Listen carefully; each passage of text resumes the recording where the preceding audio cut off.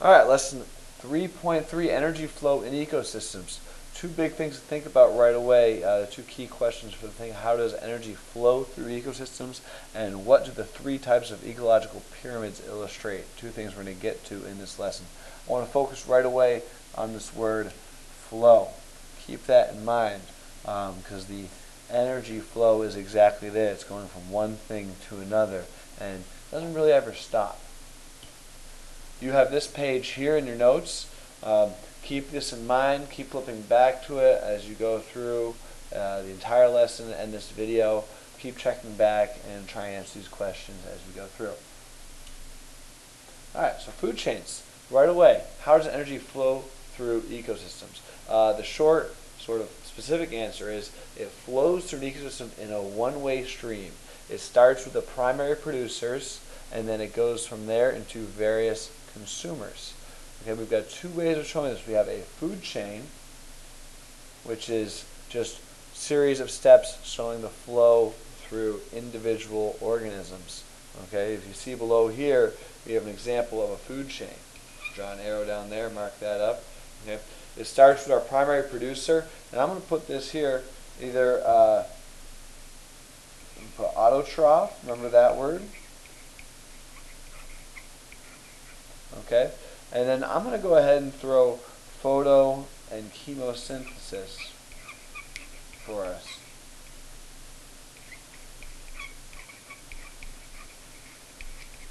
And to remind ourselves, these are the two ways that producers are able to turn, or rather convert, either light energy or chemical energy into usable energy for the rest of the ecosystem. Okay, this food chain here, when we talk about steps, this food chain, see, it starts with the producers, and then the herbivores eat the producers, and notice the arrow going from the food into the eater. Okay, these three here, carnivores, 1, 2, 3. You see there's 4 steps. So the food to get all the way up to the alligator takes 4 steps to go from producer through the herbivore up through different carnivores all the way to get to the top. Okay. Food webs, and these are probably the more useful diagram. Food webs show a feeding relationship in an entire ecosystem. And I say that because let's underline the word ecosystems, and then I want to do complicated. Okay? Because many organisms eat more than one organism. And this is necessary. Think about for a second why it's necessary to have multiple sources of food. The short answer is because you need to be able to be sustainable in your ecosystem. And if you only have one source of food, let's say the leopard seal only ate penguins, but then the penguins died, they'd be catastrophic. The leopard seal would have no food, so they would have to either adjust and develop different food, or die out, or move to where there is more penguins, which would cause massive change in the ecosystem. So it's very important, and it makes sense in ecosystems you have multiple feeding relationships. Okay, one thing that we'll point out is each kind of connection in a food web is just multiple individual food chains. We can start with a krill here, and as I go up here, all right, to the anchovies and herrings, the small fish, they get eaten by the seal. Okay, and then the seal gets eaten by the killer whale. That right there is one food chain, and I could mix that with the krill get eaten by the crab-eater seal, which gets eaten by the Ross seal, which gets eaten by the leopard seal, and they get eaten by the killer whale. Okay, so as you can see, there's multiple different food webs within, or excuse me, food chains within this food web. So I'm going to write that down there. I'm just going to write, well, I have it written for you, but we'll do it. I'll say food web equals multiple food chains.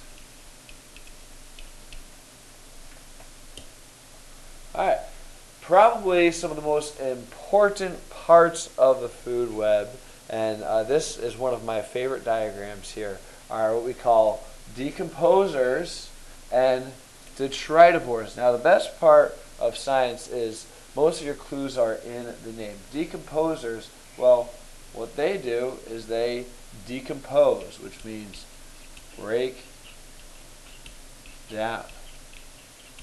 Okay?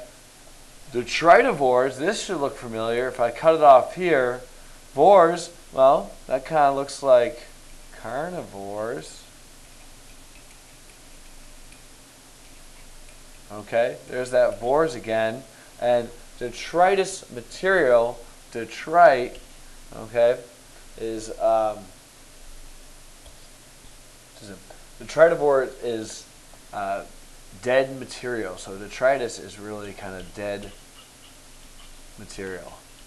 Now, these two terms, decomposers and detritivores, they are used interchangeably most of the time. There's a little difference, but for our purposes, we're going to assume that decomposers and detritivores essentially do the same process. Let me walk you through this diagram. This is my favorite.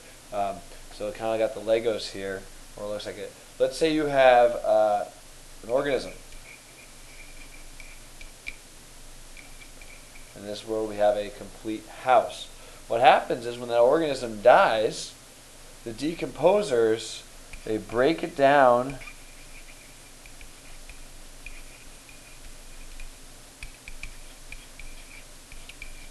they break it down into parts, which is here. And then those primary producers are then able to use these parts and put them back as nutrients. So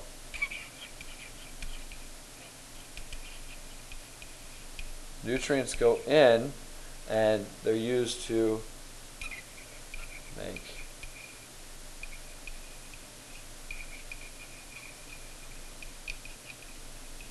and when I say make new organisms, what I mean is they're able to take these nutrients and these parts of the old organism and then put them back together so they can build themselves up as a living producer. And then what happens is the consumers eat the producers, and that's how we get our nutrients, or that's how consumers get our nutrients. So we're essentially, decomposers are the ones that take all the living stuff, when they die, break down those nutrients that are locked in. Now, not the food, not the energy, but the nutrients, the other molecules that are in there. And it breaks it down and puts it back in its parts inside the dirt. And that's why a lot of times we need dirt or nutrient solutions for plants to grow, because that's where they get a lot of their nutrients so that they can grow into fully working plants. Okay, food webs. Now, again, I'm going to throw this out here. The change to maintain. And essentially, disturbance is a big part of that. Okay, disturbance is a big part of that, where nothing really stays. You know, you have different influences coming into an ecosystem, causing it to change, and then the organisms and the populations have to adjust. Now, I want to distinguish a big difference between biotic and abiotic, and these are some terms you want to know. If you recall, biotic, we're essentially going with living. Then abiotic, we're going with non-living. Okay. So real quick, I'm just going to make a list of the different biotic stuff. If you want, go ahead and press pause, try your list first, and then come back and check with mine. So biotic being living stuff, we're thinking of like disease, or predator, or food supply. Food is definitely biotic. Okay. Mating. Sometimes disturbance will happen that will do something bad to all the females or separate populations so you can't find a mate. Okay. Now, abiotic stuff, the non-living stuff. You might have drastic changes in temperature. Okay, that could affect populations. Oxygen availability. We're thinking of availability. I hope that's spelled properly. Oxygen availability, or I'm gonna also put pollution. Big one that's happening is different than temperature, climate change, which isn't just temperature, but it's having to do with all of the precipitation, the temperature, and the different types of storms that go in one area over a long time. All right. I like to put this one. This is my favorite. Is just space. A lot of times, organisms will lose space, and that will cause a big disturbance and force a change. These aren't the only ones, but these are some good ones to put on. So when we're asking you to identify a specific biotic disturbance, you want to use the overhead, so you can say temperature can happen, and then go in and describe that happen. Or say, instead of saying, food, we could also throw the word in there, resources. Okay, so we want to use kind of the fancy words when we can. But these are two big disturbances, and you could see, or you could think about, and we're going to be working with how each one of these, a change in each one of these could really throw off a food web and not just create one population of species to change, but a whole bunch, because again, if you look back at the food web, they are all connected. Okay, trophic levels. Now this word here is trophic. All right, trophic. Okay, trophic levels, and essentially, trophic levels, they are feeding levels. Okay, we represent these in three different ways. We've got an energy pyramid. Go ahead and underline that one. We've got a biomass pyramid and numbers. Okay, energy, pretty self-explanatory. Numbers just means the amount. Biomass is a little bit different, and so I want to talk about biomass. It is the organic matter. So if you think of a body, a person, or a living thing, animal, if you think of all of the organic, the biotic, and that's that word bio, right? I'll put that here. All the biotic matter in that one body. All right. We're going to show you these three pyramids as similarities and differences to them. Okay. Make sure you read this down here. Each step in a food chain or food web is called a new trophic level. So when we talk about going up the trophic levels in the pyramid, it's each feeding step. Remember those 4 steps from the first slide. All right. Primary producers are always the first trophic level. Whenever we're talking, you always have to go back and look at the primary producers. Okay, and then the trophic levels above the producers are always the various consumers. Okay, starting with the plant eaters, and then working up to the meat eaters, the carnivores. The energy pyramid, which is here. This is, if you understand this one, then you're going to kind of understand the rest of them. Okay? So here's what happens. All of the light energy, you got 100% of energy in this first level. Alright?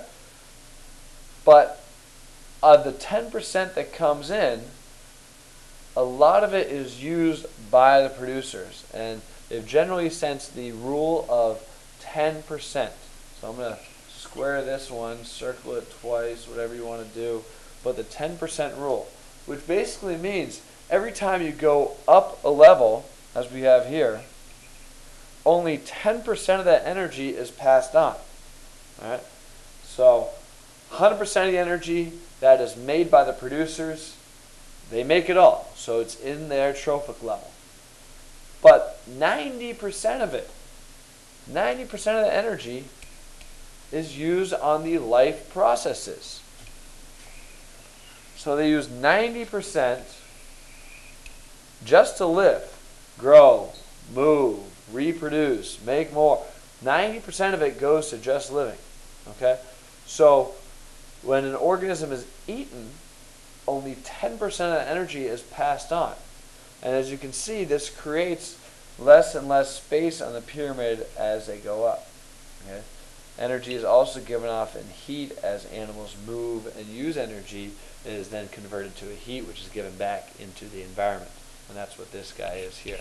It says animals do those life processes. I'm going to draw an arrow from here. They create heat. Okay?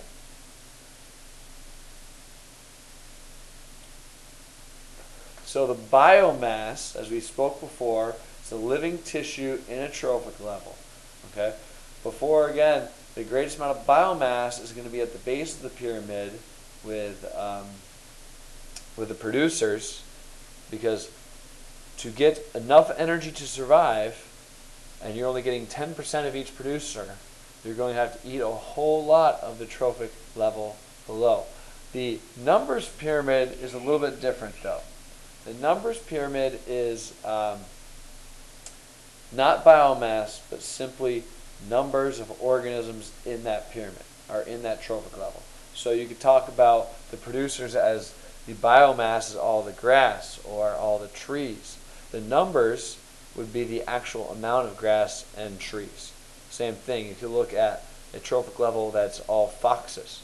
And the biomass would be the actual tissue in all the foxes, where the number pyramid will actually show the amount of foxes in that trophic level.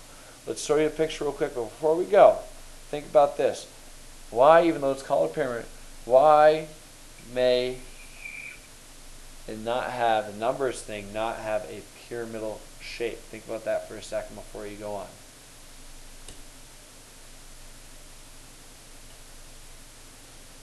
Here's your two examples, and here's just a really quick food chain in here where you've got a tree.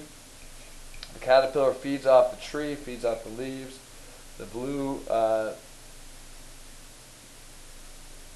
blue-tip bird gets from the caterpillar, and then the sparrowhawk eats the bird. Okay? So in this biomass pyramid, you're going to have more oak trees, okay, and then least biomass in this pyramid. And part of that is due to the rule of 10%, okay? Whereas the number pyramid, if you look at the size of the oak tree, so there might be one oak tree that could support 100 caterpillars, okay? And then 100 caterpillars might only be able to support 40 birds, and 40 birds, that might be what 5 sparrowhawks need to eat. So you can see the number pyramid is a lot different than the biomass pyramid. I'm going to go back to it. The big point I really want you to focus on, though, and if you're going to go back and do your reading, the big point I want you to focus on of these three pyramids is this one here. All right, focus on this one.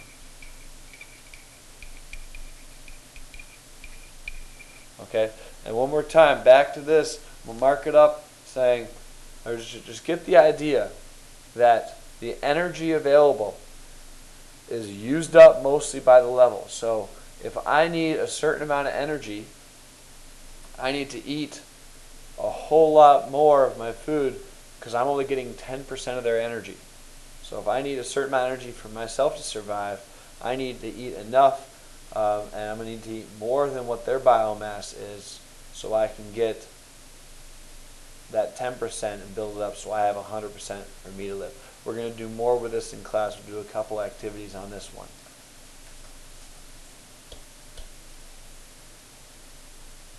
And what I'd like to do, these are in your notes. You don't have to answer on that slide because I know they're kind of pretty small. But these three questions: explain the relationship between food chains and food webs. What makes a food web technically a cycle where nutrients are used and then reused? The word convert means to change from one to another.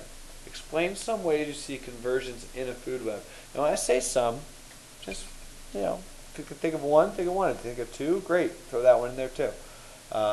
And the fourth question, a biomass pyramid is almost always in the shape of a pyramid with a base at the biggest level. Explain why numbers pyramid might not be in a pyramidal shape. Okay, and think about, we just talked about that. So before class tomorrow, I want you to look at these questions. These are the questions that we're going to focus on. Make sure you mark up your notes.